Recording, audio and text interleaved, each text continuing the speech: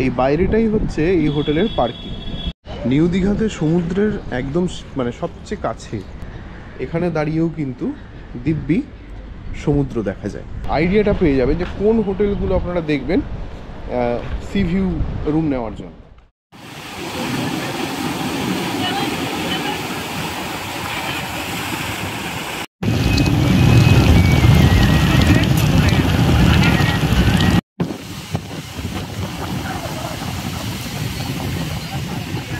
Hi everyone, odd কাপলের আর একটা নতুন ব্লগে আপনাদের প্রত্যেককে স্বাগত।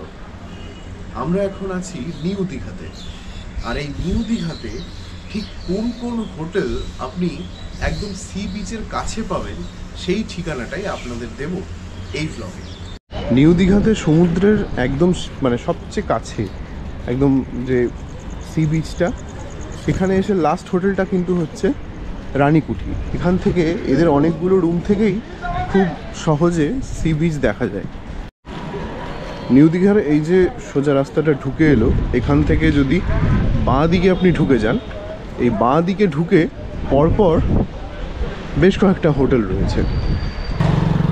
এই হোটেলগুলোর প্রত্যেকটিই কিন্তু সি ভিউ, মানে ওপরের ফ্লোরগুলো থেকে আপনি সমুদ্র দেখতে পারবেন, এবং রুমগুলোতে ব্যালকনি দেওয়া রয়েছে। অবশ্যই ওই রুমগুলো যেগুলোতে ব্যালকনি রয়েছে সেগুলোর কিন্তু ট্যারিফ বেশি হবে। তো একটু আগে দেখালাম এই যে রানীকুঠি, তার পাশে এটা হচ্ছে বসন্ত প্রিয়।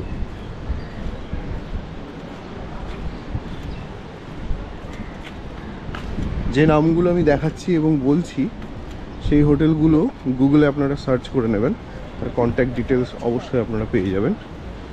বসন্ত প্রিয়র পরে রয়েছে জয়রাম হাই টাইড, এই হোটেলটা সাদা হোটেলটা, এটা হচ্ছে জয়রাম হাই টাইড।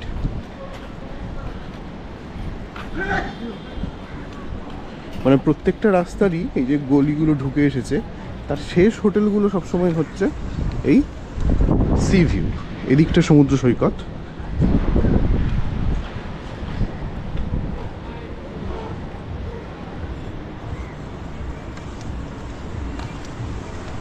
আপনারা সার্চ করে নিতে পারেন গুগলে।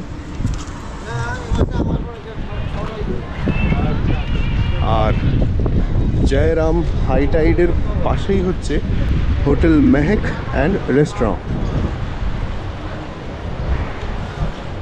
আচ্ছা, হোটেল মেহেকের পরে এই হোটেলটা হচ্ছে সূর্যদ্বীপ, এটাও কিন্তু এইভাবে সি ভিউ।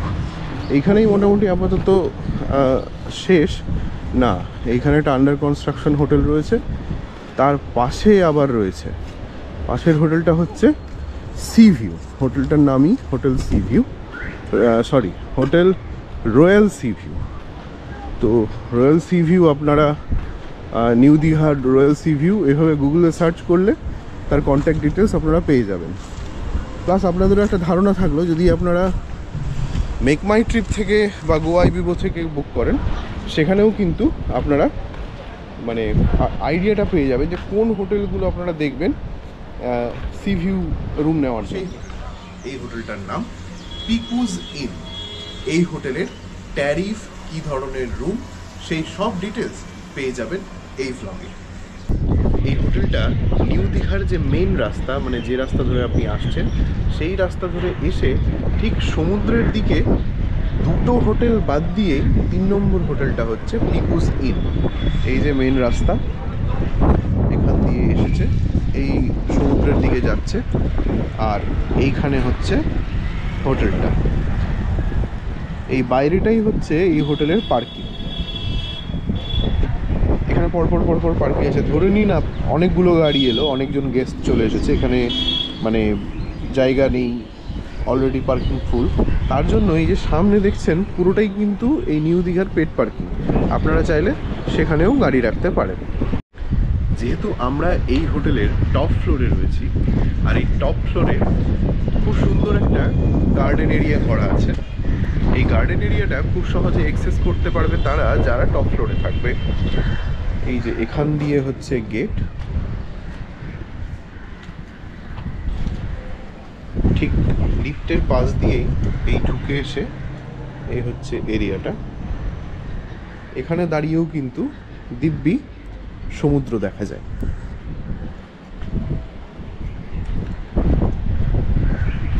এই এখানটা হচ্ছে সমুদ্র।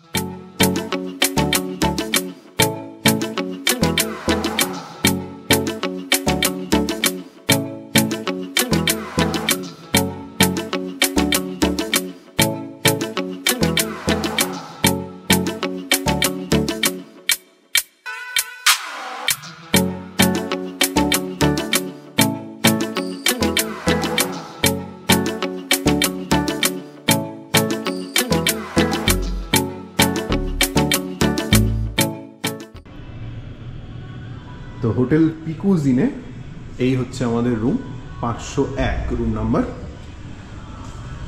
এই ঢুকেই এই হচ্ছে রুম, বেশ স্পেসিয়াস রুম। এইখানে দেখুন একটা খুব সুন্দর ওয়ার্কিং টেবিল আছে, যেখানে আপনারা আপনাদের অফিসের ল্যাপটপ, লেখালেখি সেই সমস্ত কাজকর্ম করতে পারেন। এখানে ফোন দেওয়া রয়েছে, ইন্টারকম। আচ্ছা, এইখানে হচ্ছে বেডটা এই দুজনের জন্য ঠিকঠাক, অ্যাডজাস্ট করে শুলে তিনজনের শোয়া যাবে। আচ্ছা, এইখানে একটা বেড সাইড টেবিল রয়েছে, এখানে রয়েছে মিরর, আর এইখানে একটা এরকম ব্যালকনি রয়েছে।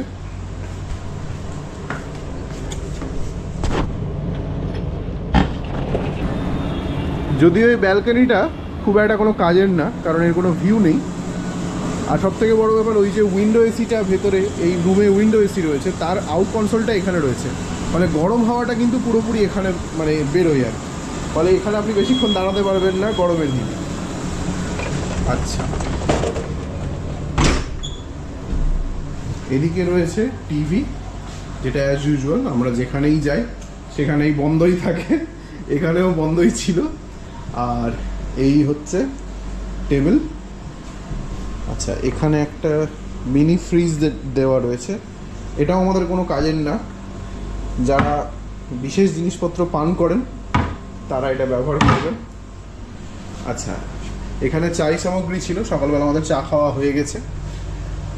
এখানে একটা ইলেকট্রিক কেটল, দুটো মাগ, এখানে একটা ওয়ার্ড্রোব দেওয়া রয়েছে, আপনারা আপনাদের ব্যাগপত্র, জিনিস, কাপড়, জামা সব রাখতে পারেন, হ্যাঙ্গারও দিয়ে রেখেছে। আচ্ছা, একটা সেফ রয়েছে, সেখানে আপনাদের মূল্যবান জিনিসপত্র আপনারা রাখতে পারেন। আচ্ছা, এখানে রয়েছে দুটো সোফাগুলো বেশ কমফোর্টেবল, বোঝা যাচ্ছে ইন্দ্রাণীকে দেখে, বেশ বড় বড় সোফা। আচ্ছা, এই রুমটা কেমন লেগেছে তোমার? মোটের উপর তো ভালোই, মোটের ওপর ভালো, কিন্তু এই রুমের একটা খারাপ জিনিস রয়েছে, সেটা হচ্ছে এই রুমটার বাথরুমটা আমার একদম পছন্দ হয়নি। বাথরুমটা দেখুন, মানে বাথরুমটার কোনো মেইনটেনেন্স যে নেই সেটা ভীষণভাবে বোঝা যাচ্ছে, বুঝতে পারছেন? মানে টয়লেট সিটটাও একটা দাগ, স্টেইন হয়ে রয়েছে এইগুলোতে। আরে দেখাতে হবে না? না না, আমি তো একদম কাছে গিয়ে আমি তার টয়লেট সিটটা চেক করিনি। আর রুম আমরা দেখে নিয়েছি। ব্যাপার হচ্ছে যে এইখানে যেহেতু একেবারে সমুদ্রের খুব কাছে না, তো রাশ ভালোই ছিল। তো আমরা যেটা করেছি কি, যেটা পছন্দ হয়েছে, অ্যাভেলেবেল ছিল, নিয়ে নিয়েছি। যেহেতু এক রাত থাকবো, আর সন্ধ্যেবেলা তো বাইরেই ঘুরেছি, প্লাস একটা ইউটিউব লাইভও করেছি। আপনারা যদি সেটা না দেখেন, আমাদের গল্প শুনতে চান, সেটা অবশ্যই দেখবেন। তো এই আর কি। তবে ব্যাপার হচ্ছে যে মানে পাহাড়ে গিয়ে আমি দেখেছি যে মেক মাই ট্রিপ বা যে অ্যাপগুলো দিয়ে হোটেলের যে দামে সেটাকে বুক করা যায়, গিয়ে বুক করলে অনেক সময় তারা সুযোগ বুঝে দাম বাড়িয়ে দেয়।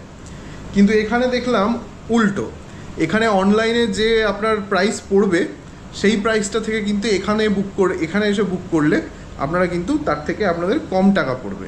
যেমন এই রুমটা আমাদের পড়েছে হচ্ছে, এর ট্যারিফ হচ্ছে 3000 টাকা, 3024 টাকা।